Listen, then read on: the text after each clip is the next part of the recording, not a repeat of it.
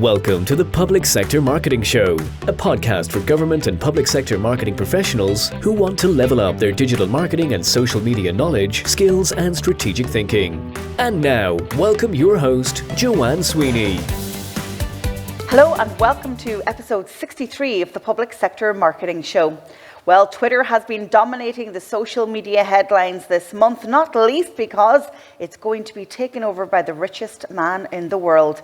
Twitter is a powerful PR war room platform and crises are won and lost there. In today's show, I'm exploring the role of Twitter for your PR strategy, and as a former journalist, this is a specialist topic for me. Coming up in the show, let's talk about the Twitter takeover by Elon Musk.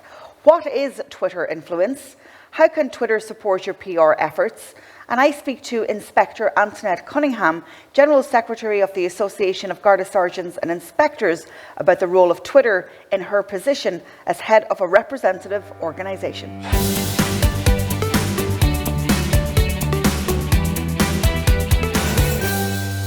In today's column, I want to dedicate some time to the great Twitter takeover, as I'm describing it. And yes, Elon Musk has put in a bid to take over Twitter. Obviously, it'll have to go through the necessary business procedures, and it might take 6 to 12 months. But let me just pick up my phone and, of course, open up Twitter and go to Elon's Twitter account. And his pinned tweet says, because he had a very controversial tweet saying that, he wanted Twitter to be a platform for free speech. But many of us know that Twitter can be a place for free speech that goes beyond, good digital etiquette and even going as far as breaking laws. So seemingly he may have come under pressure by the Twitterati, and then he came back with a tweet that he has pinned to his profile. So let me just address it.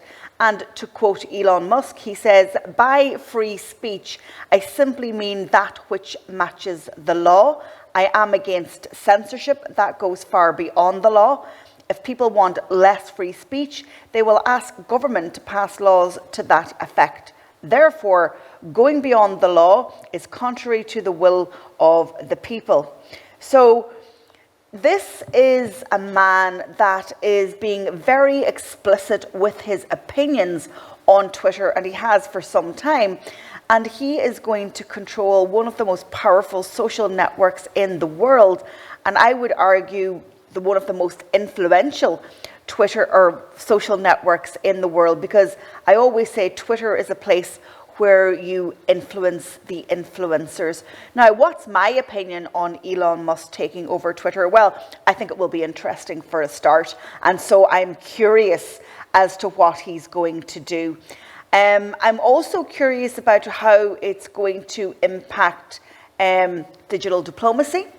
I'm also curious as to what it's going to do in terms of managing moderation and abuse on the platform. Will he try and make inroads where his predecessors has failed? It also seems that he may be a hands-on owner. Will he appoint himself CEO? And will he be responsible for day-to-day operations? I mean, this guy owns Tesla and Starlink, so he's got other business operations to be keeping an eye on. But he seems to be very interested in Twitter, and down to, should it have an edit button. I was having this conversation with Andy Lambert from Adobe this week, and we were discussing it on the Social Media News Show, and we were talking about the rise of hate speech and disinformation on Twitter, and that being one of its key problems, and how difficult it is to actually get fake accounts, catfished accounts, and trolls actually banned from the platform. And so I was kind of thinking that maybe in the absence of the social networks taking responsibility for those issues, we might see governments legislating to try and deal with them. In Ireland, we have a Digital Criminal Act coming up, and that will see, offences for and charges being put against people who break laws and who step over the digital line.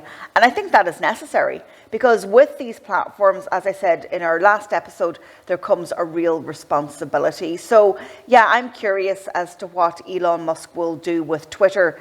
I don't think Twitter is going anywhere soon, and he seems to have lots of opinions. So if you're not following Elon Musk on Twitter and you are as curious as me, why don't you go and follow him? His Twitter is actually his name, @ElonMusk.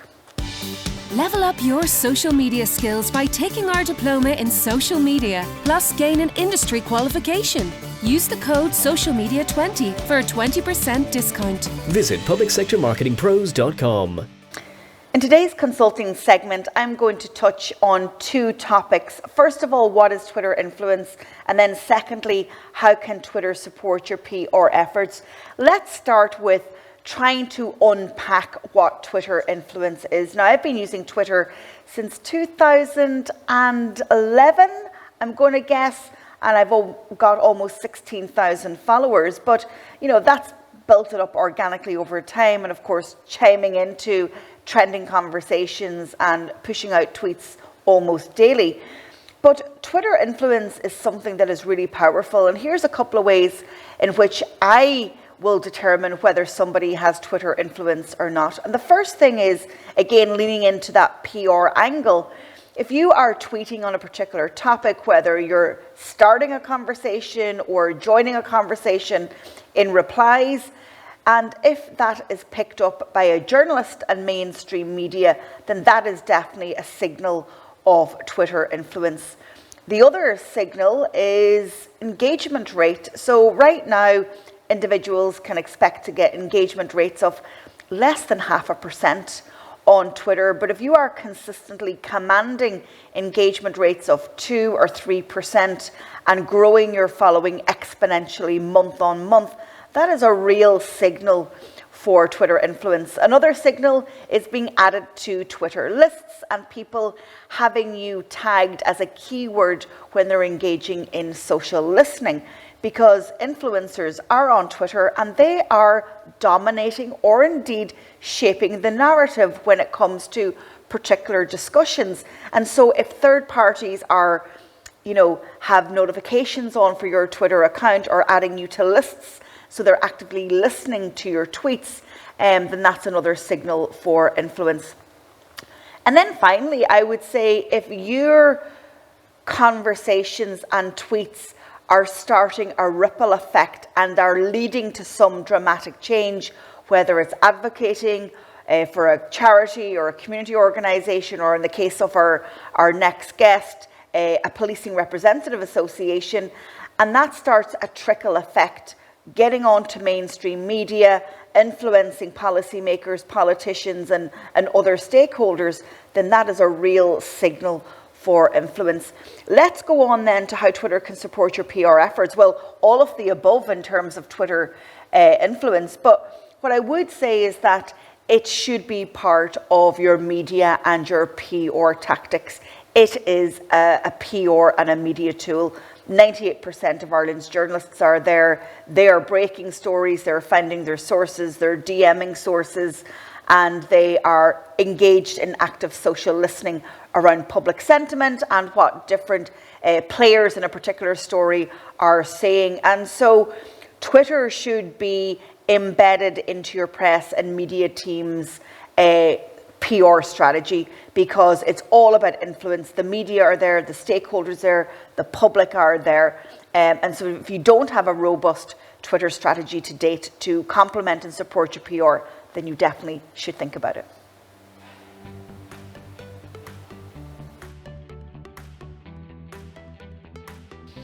In today's episode, I want to introduce you to our brand new knowledge product, and it's called Social Media Done For You. Think of it as like social media in a box. All the tools, strategies, and policies that you would need to implement great social media within your government or public sector agency. We've just released it on our website, publicsectormarketingpros.com, and you have lifetime access. And this includes any updates that I make to the resources. So what can you expect? Well, you have a template social media strategy, you have a range of social media policies, you have a 365-day inspiration calendar for social media, you also have checklists when it comes to hashtags, social and live video, auditing of your social platforms, and you also have template graphic designs that we have created in Canva, and all of these come with tutorial videos. So if you want our social media done for you product, go ahead, check it out on our website, and really the price is amazing. A one-stop shop digital marketing and social media resource. Join our membership academy for 12 months. Access a library of how-to videos, template strategies, and organizational policies. Monthly live coaching. Attend webinars with subject matter experts. Meet and network with public sector pros from across the world. Use the code MEMBERSHIP20 for a 20% discount. Visit publicsectormarketingpros.com. So to discuss the role of Twitter in your PR strategy, I'm now joined by Inspector Antoinette Cunningham. She is General Secretary of the Association of Garda Sergeants and Inspectors. In 2018, Antoinette made policing history by becoming its first full-time official female in a Garda Representative Association. Can I start that again? I think I got it wrong. So to discuss Twitter for your PR strategy, I'm joined by Inspector Antoinette Cunningham, who is General Secretary of the Association of Garda Sergeants and Inspectors. In 2018, Antoinette made Irish policing history by becoming its first female full-time official in a Garda Representative Association. On her way to achieving that career-defining milestone, Antoinette has also achieved other records for equality, having been the first woman to serve at every level of the association at branch, national executive, president and deputy general secretary. She joined in Garda Síochána 3 decades ago and served in Killarney, Roxburgh Road and Mayorstone Garda stations, and worked as a training sergeant in the Garda College for 10 years. Antoinette is the holder of a master's degree in adult learning and education from NUI Galway, and has a large number of other academic and professional qualifications. And earlier this year, she was awarded an alumni award from NUI Galway for her contribution to policing the pandemic. Antoinette, thank you so much for joining me on the Public Sector Marketing Show. Sure. It's great to be here. So listen, tell us about the work of the Association of Garda Sergeants and Inspectors. Well, we are an association, as you say, a trade union of sorts that represents almost 2,500 middle-ranking sergeants and inspectors from all over Ireland in our association. And I suppose our function is to progress matters relating to their pay, welfare, working conditions, and rostering and other such arrangements. And so why is Twitter an important platform for AGSI's work then? Well, Twitter is actually a huge platform. I mean, first of all, in my role as General Secretary, I suppose I use it as a platform to communicate issues relating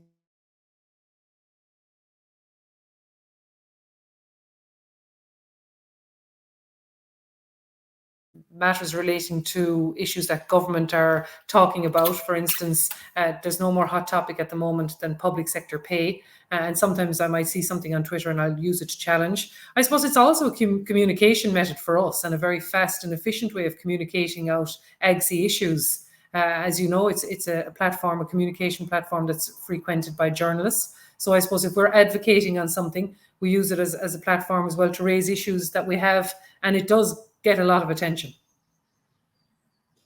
And like one observation that I would make is while AGSI is active on Twitter, it's when you speak and you use your own account to advocate for your members that can often get more traction. So you kind of have that role as driving your work through Twitter, through your personal account as well, right?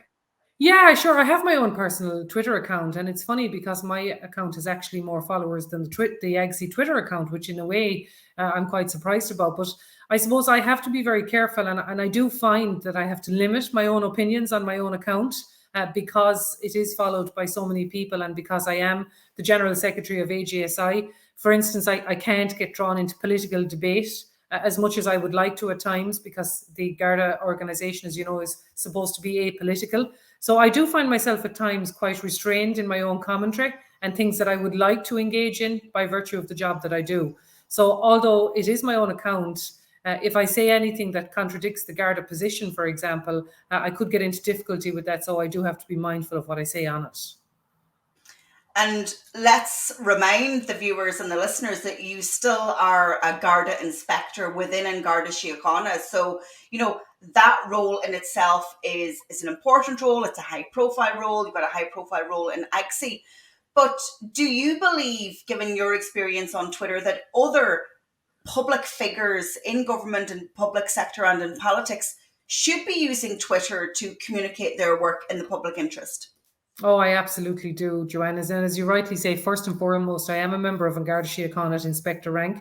I am attached to Garda headquarters, but seconded over on a full-time role to be the General Secretary of AGSI. I think Twitter is a huge platform for leaders, for company CEOs, for politicians, for people like me who hold senior positions in jobs, businesses, cultural committees, anything at all, because it gets the message of who you are and what you do and what your company does, what you do as a politician. But I would say that you do need to make your profile as public as you can, have a good picture, have your company logo, make sure that people trust that it is your Twitter account and not some fake Twitter account that's out there, because there is a lot of challenges on Twitter as well, as you know. But I think, yes, for leaders, for company CEOs, for business people, for small industry, public and private forums, I think it's an excellent platform. It's a huge communication platform. You make a really good point there about visibility and transparency, because in the world of the internet and on Twitter in particular, trying to dissect the truth from the fake news and the disinformation. So people showing up as themselves adds huge value to the work of their organization.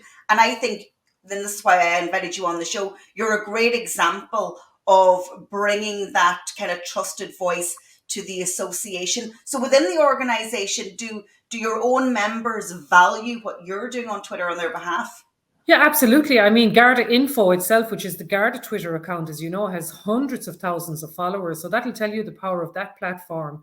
And I suppose they would often even lean on the associations to pass a message, maybe that is a united message that's serving all our interest, or indeed the public interest, for the greater good. So we would quite often retweet stuff from Garda Info to endorse their message. That can be anything from an operational requirement, such as a missing person, a cry alert where maybe there's an urgent situation around children, some event that Garda Info might be promoting. And then people will know that we're actually endorsing the message of the Garda organisation, so that we're both collaborating on this to show a united front on something. You know what I mean? So the Garda organisation itself has a massive Twitter following. And then, as I say, we are a branch of those anyway, even though we have our own independent association as the Association of Garda Sergeants and Inspectors, but we are all wearing the blue uniform at the end of the day. So while you are engaged in social media for good, that is not what we can say for every Twitter user. And unfortunately, abuse on the platform is widespread and vitriol. Now, have you experienced a personal abuse on the Twitter platform? And if you have, how have you dealt with it? Yeah, well, I suppose I have, Joanne, and you're right in what you say. There is a lot of, on Twitter, anonymous accounts, sometimes fake accounts set up for the purposes of impersonating others. We had a recent experience of that in AGSI. We had to make a report to Twitter. We were lucky we got a good outcome. I think there's more that Twitter can do itself about making sure that public profiles are there, that people's pictures are validated, maybe more checks and balances before somebody is allowed to open a Twitter account. Regrettably, I have had personal experience of being abused on Twitter, abused by an anonymous fake account, which I had to take the unusual stance of reporting it to the Garda authorities, and where it was looked into. I won't say any more, Joanne, about it for operational reasons, but yes, I can certainly empathise and sympathise with people when I see them being targeted on Twitter, when I see them being abused, vitriol directed at them, and I certainly have been a victim of that. I suppose I've been around the Garda organisation a long time. I've developed a certain resilience. When you're in the public eye, you do have to develop a certain resilience from time to time, but sometimes it crosses that line, and we all have a line in us of what's acceptable or not acceptable to us. And certainly when something becomes personal or targets your family, then I think it's crossing into a very dangerous and unacceptable line.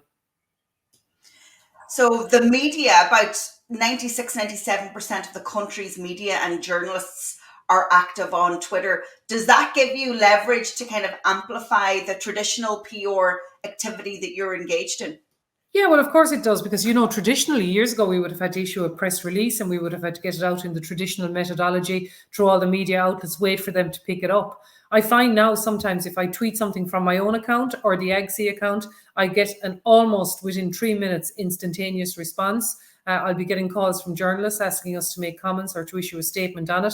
So I think there's massive leverage there. And that's why I think for companies and individuals who want to use Twitter, it's an excellent communication. It's fast, it's efficient, it's national and international, as you know. So you put up a tweet there and it reaches out to millions and millions and millions of people within seconds. And so I can cross countries to other police forces. I can cross borders. There's no limitations on who the audience reach is. So it's a fantastic communication methodology. And as I said, definitely I have put up tweets and I've had almost an instantaneous response from journalists on the platform.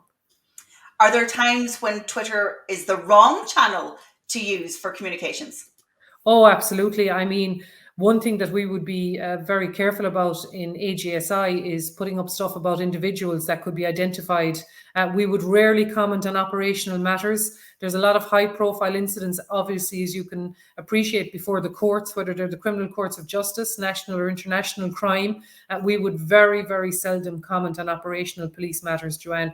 I think it would be wholly and totally inappropriate to get drawn into online conversations about something that's before the courts, for example, that could ultimately end up damaging an operational case or passing judgment on something that a court has to judge upon. So it can be the wrong forum, and that's why you have to consider very carefully before you press that blue button and put something out there that you're absolutely sure it is what you can say and that you want to stand over it, So you've developed what I call a Twitter instinct right now, and you're very intuitive and discerning about what you put out, when you put it out, and what not to talk about on the platform.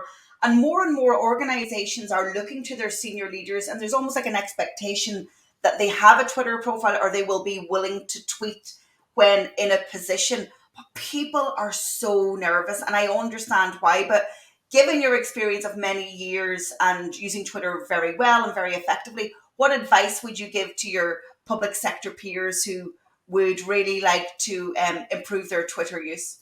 Yeah, I think the first of all is to, as I said, have a good profile, have an interesting profile. Make sure your company logo or your picture is up. Be identifiable, and that will make people trust you more. I think if you don't steer outside your organization's message too far, then you're not going to go too far wrong. I would say don't personalize things on Twitter. Don't, if you want to raise an issue, raise the issue, but not the person.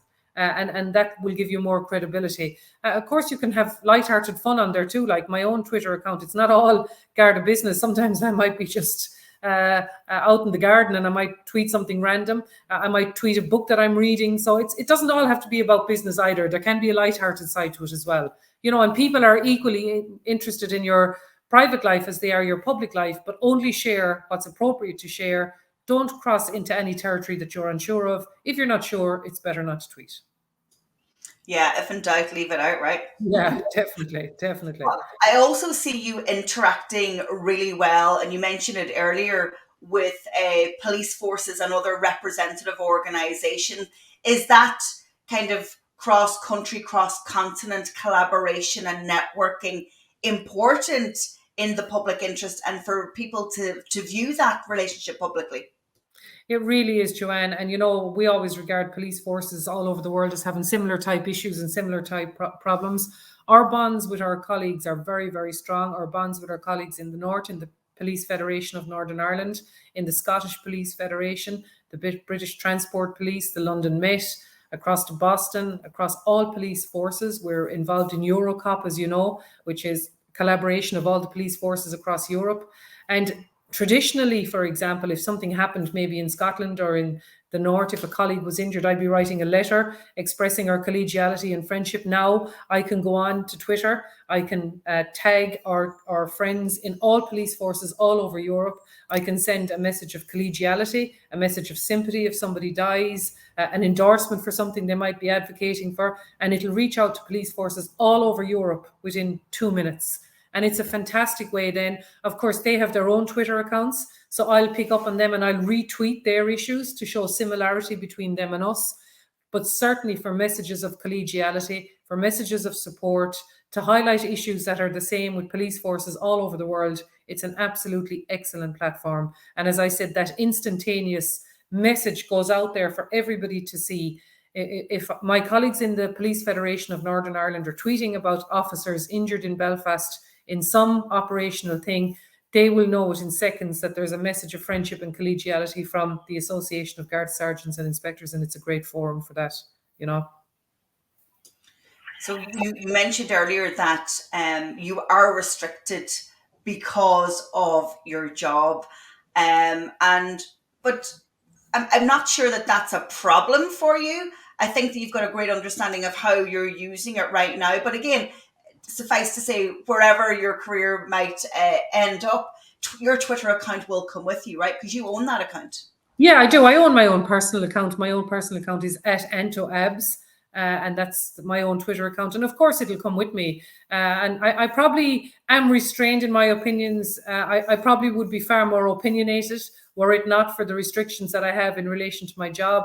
There's certainly matters of public debate that come up from time to time that I would say things about were I not restrained. But look, you have to respect the job that you're in. I have to respect the operational and role that I have. And most of all, I have to respect the Garda organisation, because that is the job that I do at this present time. Who knows in the future? I can retire this year. Whether I do retire or not remains to be seen. But certainly if I do go into something else, I probably would be far more opinionated than I am currently. I just think that's a lovely point. And I really appreciate you being so open in making that point, because it's not a negative thing that you're restrained. It's a respect thing, and it's respecting the people that you work with. It's respecting Twitter as a channel. And as you said earlier, play the ball, don't play the man or the woman. Play the issue, not the person. So, Antoinette, thank you so much for joining me on the Public Sector Marketing Show. And people should definitely go and follow you. And even as a case study in best practice and to learn from you, it's @AntoAbs, and I'll link it in the show notes. But thanks a million for joining me. Thanks very much. Take care. Level up your digital skills by taking our diploma in digital marketing, plus gain an industry qualification. Use the code DigitalMarketing20 for a 20% discount. Visit publicsectormarketingpros.com. Thanks as always for tuning in to the Public Sector Marketing Show. This week's resource is a reminder that our next free webinar is indeed podcasting for public sector. It is growing in demand in your sector, and I'm seeing more and more podcasts pop up on my Spotify feed. And as always, please share the Public Sector Marketing Show with a pro that you know. They will thank you for it. And I will see you on the next episode. Thank you for tuning into this episode of the Public Sector Marketing Show. This episode has ended, but your digital journey can continue. Head over to publicsectormarketingpros.com to access resources and links mentioned in today's show and to connect with Joanne and her team. Until the next time, be sure to subscribe, rate and review on your favorite podcast platform.